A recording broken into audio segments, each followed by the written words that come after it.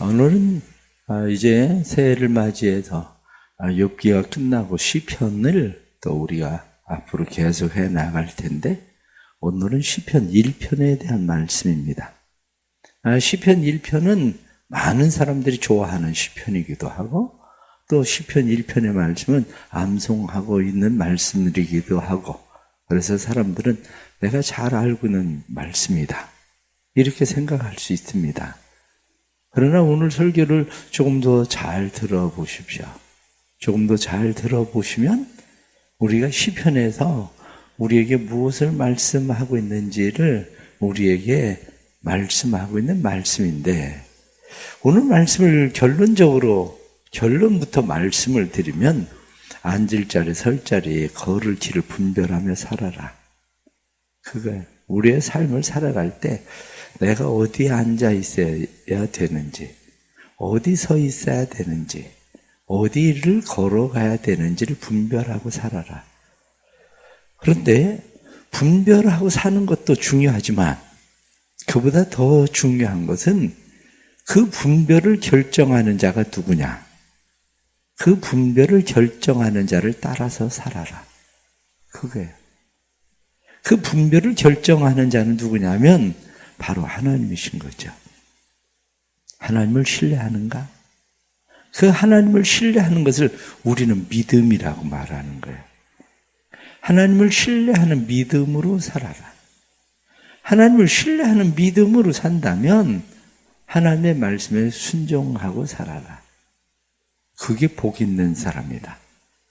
제가 이렇게 얘기하면 그러면 뭐든지 형통하는 삶을 살 것이다, 천만에요. 그 말씀을 하려고 하는 게 아닙니다. 오늘 본문을 좀 더 잘 이해하고 본문 말씀을 좀 더 잘 생각해야 됩니다. 왜냐하면 마음은 우리의 앉을 자리, 설 자리, 갈 길을 결정합니다. 우리의 생각이 우리의 앉을 자리, 설 자리, 갈 길을 결정합니다. 마음과 생각이 결정해요. 또 다른 하나는 우리의 믿음이 우리가 앉을 자리, 설 자리, 갈 길을 결정합니다. 그런데 그 중에서 가장 중요한 게 뭐냐면 믿음이에요. 그럼 그 믿음은 어디서 오냐? 이렇게 이야기하면 조금 전에 말씀드린 대로 그 믿음은 내가 믿는 대상에서 오는 거예요. 그 믿음은. 그 믿음의 대상이라는 것도 학습되는 겁니다. 학습. 대상에 대한 학습, 그 믿음을 주죠. 그래서 대상에 대한 학습, 그것은 믿음이 돼서 우리로 하여금 믿게 만들고 행동하게 만드는 거죠. 다시 말하면 사람이 믿는 것만큼 행하게 되죠. 믿는 것만큼 행합니다. 나를 움직일 수 없는 것은 믿음이 아니에요.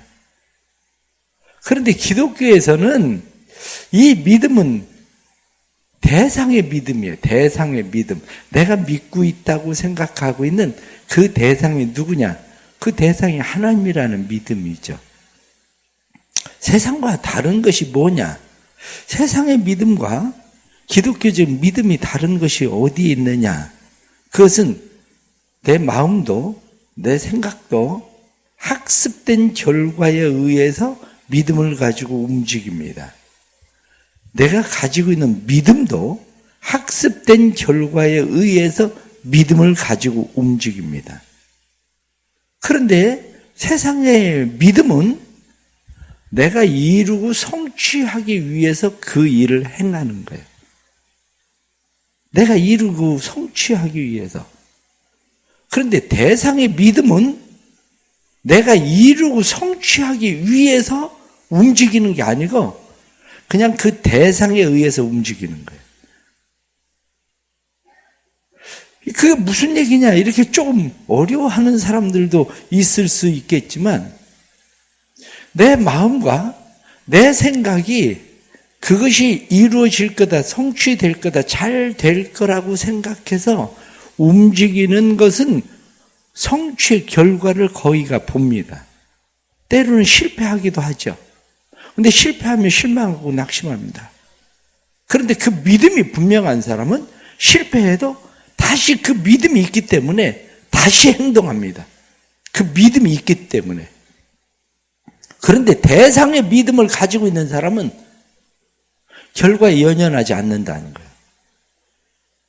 그 일이 이루어지고 이루어지지 않고는 상관이 없어요. 사실은. 그 일이 이루어지고 이루어지고가 상관 있는 게 아니라 내가 믿는 그 대상이 무엇을 원하느냐에 의해서 그냥 움직이는 거지, 행동하고 순종하는 거지, 그 결과에 의해서 움직이는 게 아닙니다.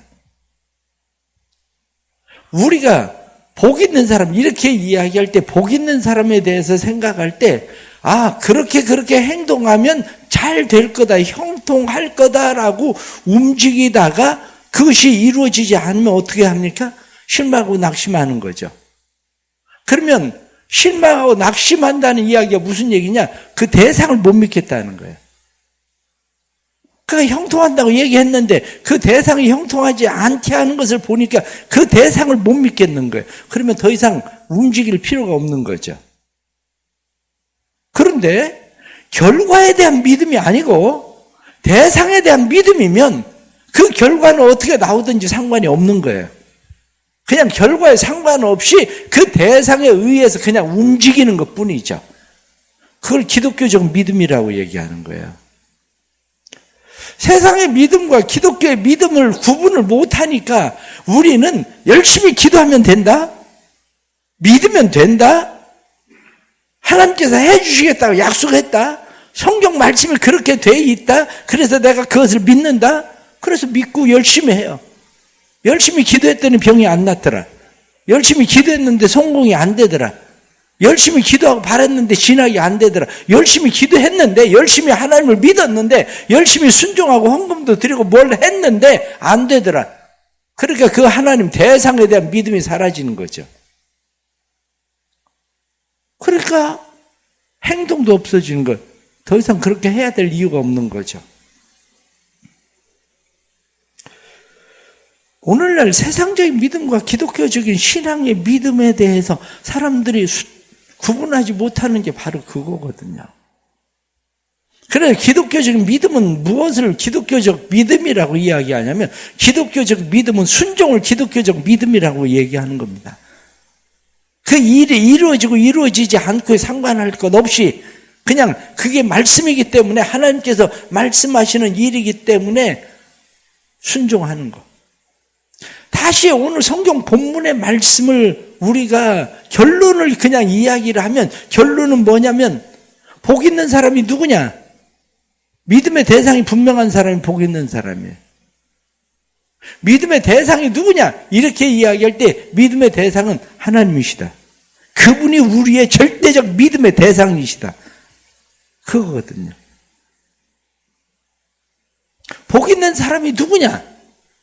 이렇게 이야기할 때 복 있는 사람은 믿음의 행동을 하는 사람, 그 사람이 복 있는 사람이다. 다시 말하면 복 있는 사람이 누구냐 이렇게 이야기할 때 복 있는 사람은 믿음의 행동, 내가 앉을 자리인지 아니면은 내가 설 자리인지 내가 걸어가야 될 자리인지 길인지 그것을 믿음의 대상에 의해서 내가 믿음으로 결정하는 사람. 복 있는 사람이 누구냐? 이렇게 이야기할 때 믿음으로 결정해서 내가 행동하는 그 순종을 하나님이 옳다고 인정하는 사람. 이 사람이 복 있는 거죠. 그러니까 올 한 해 시편 1편을 읽으면서 여러분들이 생각할 때에 아, 내가 복 있는 사람 돼야 되겠다. 그러면 올 한 해는 형통할 거다. 이렇게 생각하고 시편 1편을 읽는다면 그 사람은 아마 대부분 올해 실패할 겁니다. 왜냐? 생각처럼 그렇게 형통하지 않을 겁니다. 그러면 결국에는 아, 내 믿음은 뭐지? 나 안 믿는 건가? 내 믿음이 없어서 그런 건가? 아니면 하나님이 없는 건가? 그런 착각을 하게 될 거예요. 그런 혼란에 빠질 거예요. 그러면 오늘 말씀을 좀 더 구체적으로 말씀을 드리면 그렇습니다. 복 있는 사람은 성경이 그렇게 말씀하죠. 복 있는 사람, 그 사람이 믿음의 대상이 누군가가 분명한 사람이다. 이렇게 말씀을 드렸는데 믿음의 대상이 누구냐? 오늘 성경 본문 말씀 3절 말씀에 그는 시냇가에 심은 나무가 철을 따라 열매를 맺으며 성경이 말씀하고 있는 시냇가라고 표현되어져 있는 하나님이 돼요. 하나님이 믿음의 대상이에요. 시냇가에 심겨져 있어도 복이 있는 거야. 그런데 시냇가에 심겨져 있는 것이 아니라 생수의 근원이신 하나님 곁에 심겨져 있는 사람이 복 있는 사람이에요. 이스라엘 백성들의 죄를 무엇이라고 죄라 이야기하냐면 생수의 근원이 되시는 하나님을 버린 것과 스스로 웅덩이를 판 것을 죄라고 말하는 거예요. 내가 하나님의 곁에 심겨져 있는 것, 내 믿음의 대상이 세상 사람들이 뭘 하고 이야기하든지 상관할 것 없이 믿음의 대상이신 하나님 곁에 나는 올 한 해 하나님과 함께 살 거야. 올 한 해 그냥 나는 하나님 곁에 붙어 있을 거야.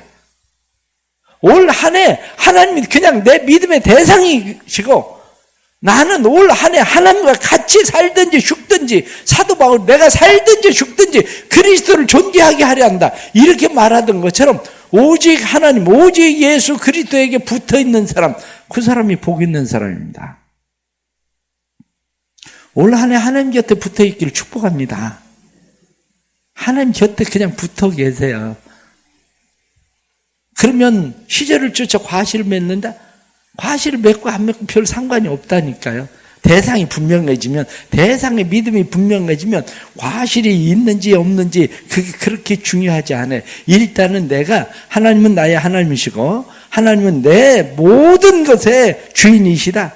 그것만 확실하게 내 마음 가운데 믿고 신뢰하고 의지하고 살아가는 것. 대상의 믿음. 그 대상이 누구냐? 그 대상은 오직 하나님이시다. 이게 우리가 가져야 될 믿음입니다. 그것이. 이스라엘 백성들은 어떻습니까? 이스라엘 백성들은 수시로 대상의 믿음인 하나님을 버렸어요. 그래서 대상의 믿음이신 하나님을 버리고 어떤 때는 이웃 나라들을 의지하기도 하고 어떤 때는 우상을 세워서 그 우상을 의지하기도 하고 그들은 사람을 의지하기도 하고 그러면 우리는 어떻습니까? 우리는 돈을 의지하고 권력을 의지하고 건강을 의지하고 사람을 의지하고 우리는 그런 것들을 의지하고 살아요. 그런데 그 순간 내가 생각해야 되는 것이 여기가 내가 앉아있을 자리가 아니지. 여기가 내가 서 있을 자리가 아니지. 여기가 내가 가야 될 길이 아니지.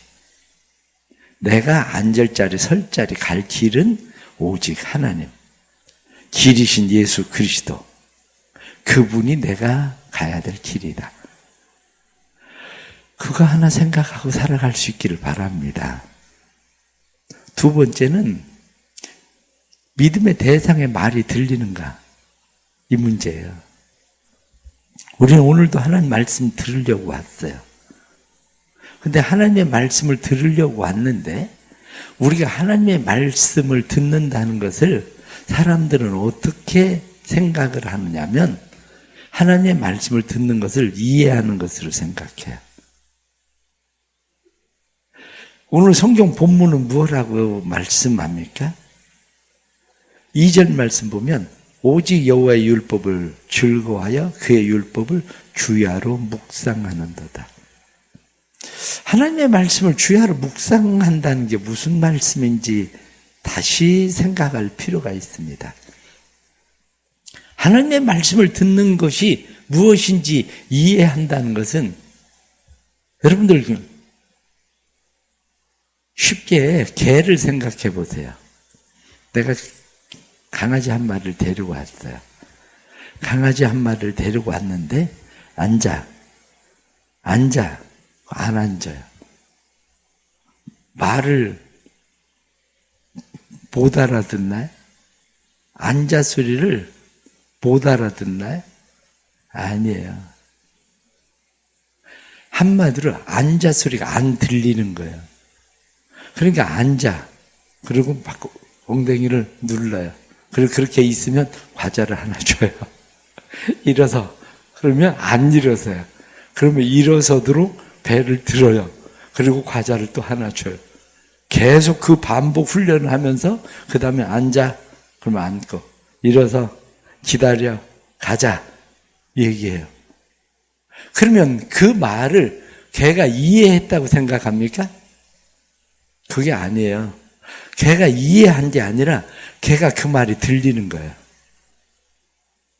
걔가 이해해서 아, 주인이 나보고 여기 앉아서 기다리라고 하는 거구나.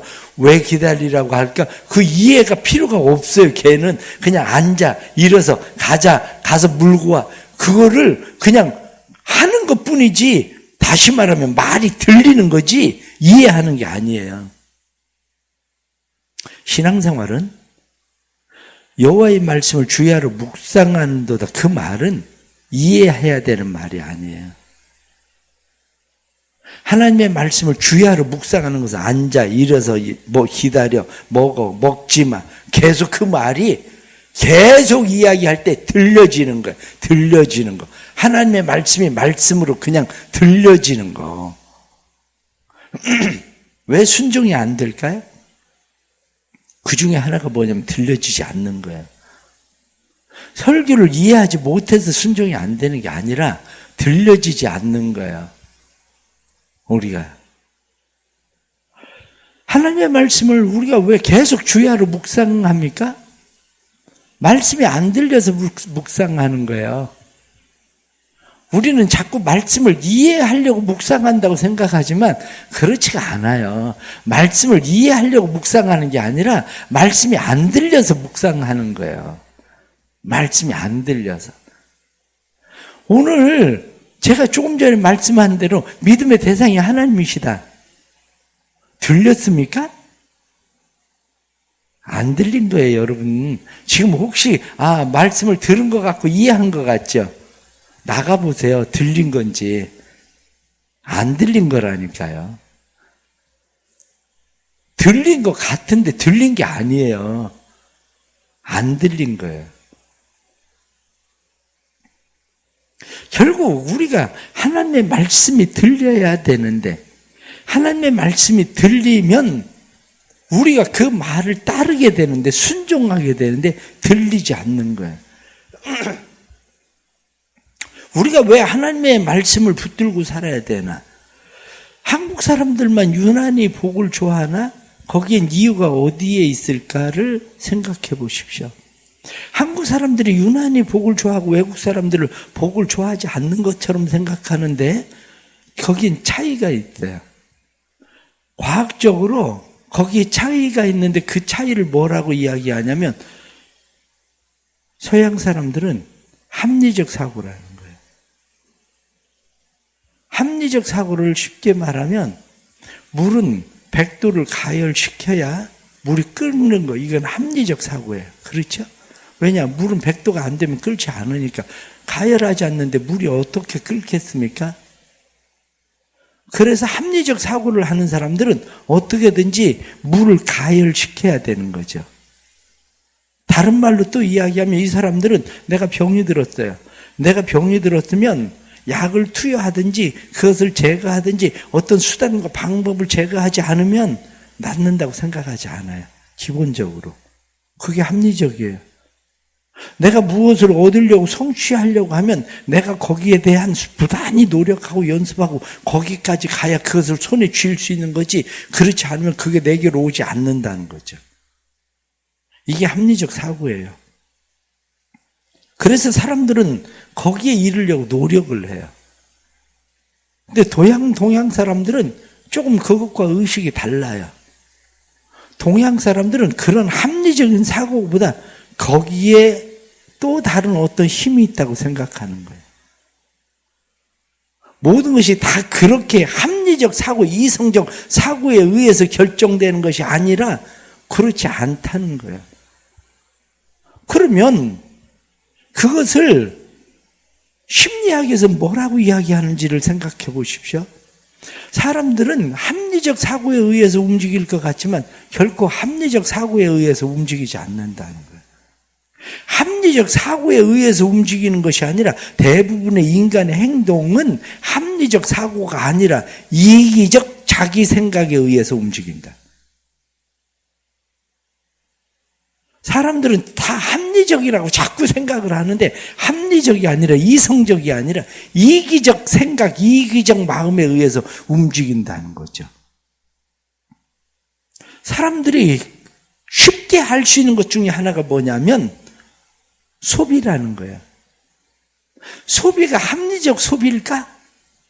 절대 합리적 소비가 아니라는 거예요. 소비는 합리적 소비가 아니라 소비는 자기의 이기적 이익에 의해서 이지기적 쾌락에 의해서 소비가 되는 거지 합리적 소비가 아니라는 거예요.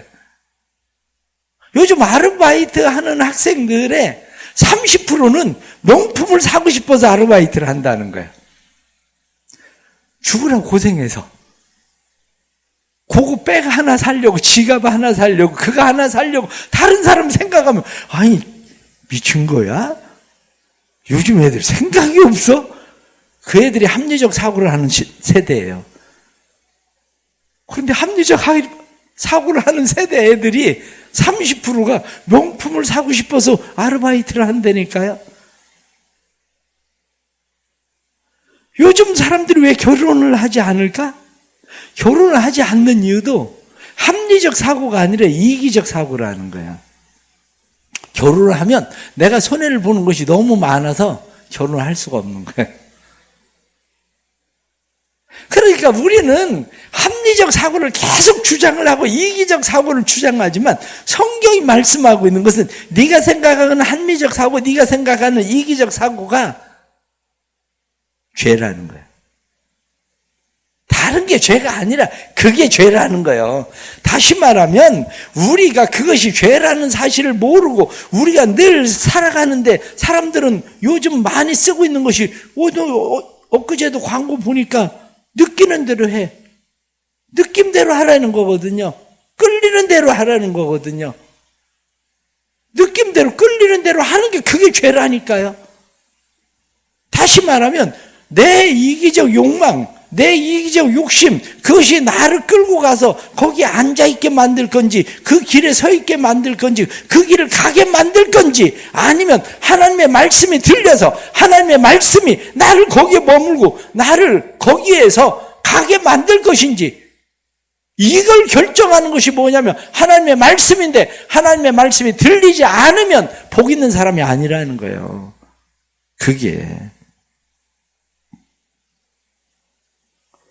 성경이 악인, 오늘 본문에 악인이라는 말씀이 나오는데 성경이 말씀하고 있는 악인이 어떤 겁니까? 우리는 레쉬임, 그러면 레쉬임이라고 하는 악인을 주로 규정된 법에 저촉되는 사람, 범법을 행하는 사람 이렇게 이야기하지만 성경이 레쉬임이라고 이야기하는 시편의 악인이 어떤 사람이냐면 악인은 죄인, 오만한 자, 거만한 자, 행악자, 간사한 자, 살인자, 피 흘리기를 즐거워하는 자, 허망한 자, 불의한 자, 비난하는 자, 능욕하는 자, 복수하는 자, 흉악한 자, 오해하는 자, 원수, 대적, 짐승, 들깨.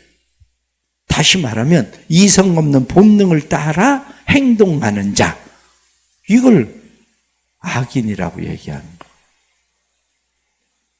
이성적인 판단만이 아니라 실제로는 자기 본능, 자기 이기적 욕심 그것을 따라서 간다는 거죠. 오죽하면 책을 보세요. 이기적 유전자. 인간은 이기적 유전자에 의해서 진화된다는 거예요. 이기적 유전자가 점점 인간을 그쪽으로 발달되게 진화한다는 거죠. 결론을 말씀을 드리면 또다시 결론을 말씀을 드리면 그렇습니다. 의인과 악인의 차이가 어디 있느냐? 형통하느냐 형통하지 않느냐가 아니에요. 의인은 하나님의 말씀이 들려서 순종하는 자. 그래서 하나님이 인정하는 사람. 아브라함이 자기 아들 이삭을 드리는 일이 이성적입니까? 이스라엘 백성들이 여리고성을 도는 건 이성적입니까? 합리적입니까? 그들은 꼭 그 일로 인해서 무엇이 이루어질 거라고 믿은 것만은 아니에요. 그냥 개에게 앉아, 기다려, 먹어, 먹지 마, 안 돼, 갔다 와, 물고 와, 이야기할 때 개가 그것을 그냥 순종할 때에 주인이 생각할 때 좋은 개야. 이렇게 얘기하는 거예요. 개가 자기 본능대로 행동을 하는데 덩치가 무지무지하게 커요. 그 자기가 본능대로 해요. 그럼 얼마나 무서워요. 나한테 절대 좋은 개가 아닙니다. 내가 언제 물릴지 모르기 때문에 좋은 개가 아니에요. 잘생겼어요, 개가. 예쁘게 생겼어요. 그런데 전혀 말을 안 들어요. 나한테 좋은 개는 아니에요. 내가 집에서 그 개가 조그만해서 귀여워서 키우고 있을지라도 절대 좋은 개라고 이야기하지는 않습니다. 마찬가지예요. 의인은 누구냐? 오늘 성경 본문에 나타나는 말씀은 무엇이라고 되어 있냐면 의인의 길은 여호와께서 인정하시나 악인의 길은 망하리로다. 의인, 복 있는 사람, 여호와께서 인정하는 사람, 그 사람이 복 있는 사람인 거예요. 올해 무엇을 순종해서 무슨 결과를 얻어내고 싶습니까? 복 있는 사람 아니에요. 진짜 복 있는 사람은 그냥 하나님의 말씀이 들려서 순종하는 사람, 그 사람이 그냥 복 있는 거지. 그러면 말씀대로 순종한 선지자들은 왜 다 순교를 당하고 그렇게 어려운 고난을 당합니까? 말씀을 따라서 순종한 제자들은 왜 다 순교를 합니까? 그런데 왜 우리는 그들을 복 있는 사람이라고 믿고 따라갑니까? 말씀이 들리던 사람이거든요. 그 말씀에 순종한 사람이거든요. 그래서 하나님이 인정한 사람이거든요. 복에 대한 환상을 잘못 가지고 있으면 깨십시오. 아, 내가 오늘 한 해 그래 기도 열심히 하면 뭐든지 잘 될 거야. 내가 하나님의 말씀대로 뭘 순종하면 하나님이 형통하게 하실 거야. 혹시 그렇게만 생각하고 있다면 환상을 깨십시오. 그렇게 안 된다는 이야기는 아니에요. 시절을 쫓아 과실을 맺으며 하고 말씀한 대로 시절을 쫓아 과실도 있고 형통하는 일들도 일어나지만 진짜 믿음은, 진짜 복 있는 사람은 그걸 기대함으로 하는 게 아니라 믿음의 대상이신 하나님이 내 믿음의 대상이시고 그의 말씀이 들리고 그의 말씀이 들려지기 때문에 순종하는 사람이 복 있는 사람이다. 말씀하는 거예요. 시편 1편 오늘 집에 가서 다시 한번 잘 읽어보세요. 그러면 시편 1편의 말씀이 들려지는지 아닌지 여러분들은 하나님의 말씀이 다시 들려지는 은혜와 축복이 있기를 간절히 바랍니다. 기도하겠습니다. 하나님 아버지 은혜 주셔서 감사합니다. 또 지난 주일 신년 주일을 드리고 또 오늘 이 새벽에 월삭 새벽 11조 기도회로 이른 뒤 새벽 기도회로 저희들이 하나님 앞에 나왔습니다. 이 새벽에 나와서 이렇게 기도하는 일이 우리에게 얼마나 좋고 나쁜지, 우리에게 어떤 복을 주는지 주지 않는지 상관할 것 없이 하나님께서 나를 새벽에 기도하기를 원하시기에 내가 하나님 앞에 나온 하나님이 인정하는 사람, 하나님 앞에 순종하는 사람, 이 사람들이 복 있는 사람이라는 것을 스스로 깨달아 알게 해 주옵소서. 우리는 생각하기를 새벽 11조 기도를 나오기 시작하면 올해는 열심히 내가 기도하면 무엇인가 형통하겠지, 무엇인가 잘 되겠지라고 생각할지 모르지만 복 있는 사람은 내 마음, 내 생각이 아니라 하나님의 주신 믿음으로, 하나님에 대한 대상의 믿음으로 그의 말씀이 들려져서 그의 말씀에 순종하는 사람임을 깨닫게 하시고 그러한 삶의 축복이 성도들의 삶에 일어나게 하여 주옵소서. 올 한 해 우리 대성교회 은혜를 베풀어 주시고 복 있는 교회 되게 하시되, 대성교회가 하나님이 원하시고 기뻐하시는 일이면 우리에게 무슨 이익이 되든지 이익이 되지 않든지 상관할 것 없이 하나님의 말씀에 순종할 수 있는 교회 되게 해 주옵소서. 사랑하는 성도들이 그 일에 참여하는 교인들이 되게 해 주옵소서. 그래서 교회가 하나님의 주시는 은혜를 누리는 복된 교회, 하나님이 인정하시는 교회가 되도록 만들어 주옵소서. 오늘 이 새벽에 기도할 때 하나님에 대한 믿음이 분명해져 시냇가에 심겨진 나무, 생수의 근원 곁에 심겨진 나무와 같이 든든히 서서 뿌리가 더 깊어지도록 은혜를 허락해 주옵소서. 믿음으로 하나님 앞에 행하는 일들 속에 하나님 은혜와 사랑과 진리로 충만해서 늘 하나님 곁에 심겨져 있는 시절을 쫓아 시들지 아니하고 열매 있는 삶의 복도 허락해 주옵소서. 지금은 우리 주 예수 그리스도의 은혜와 아버지 하나님의 크신 사랑과 성령의 감화 감동 교통하시며 충만하시며 사랑하는 모든 성도들이 올 한 해 믿음의 대상이 분명해지고 그의 말씀이 들려지고 그 말씀에 순종하게 해주셔서 하나님이 원하시는 곳에 앉게 하시고 그 길에 서게 하시고 그리고 그 길을 걸어갈 수 있는 믿음의 사람 되기를 간절히 축원하옵나이다. 아멘.